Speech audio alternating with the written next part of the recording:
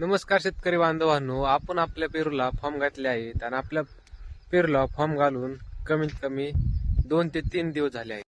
तुम्ही बघू शकता आपल्या पेरूला किती फॉर्म बसले आहेत आणि इकडे तुम्हाला दाखवतो. आता जे आपल्या पेरूला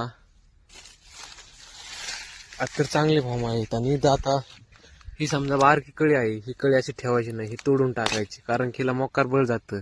आणि हे जे आहेत तुम्ही म्हणता हे कमून ठेवले, तर आता ही बारीक आहे आणि ह्या रेश पण आहे, मग आता ह्याला ठेवायचं नाही, ह्याला तोडून टाकायचं.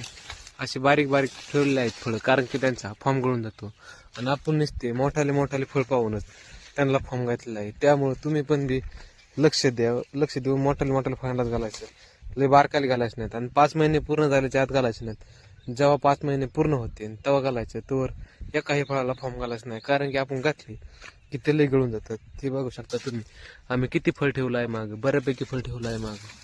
तुम्ही बघू पण शकता बसलंय पण किती, बऱ्यापैकी बसलेलं पण बी आहे.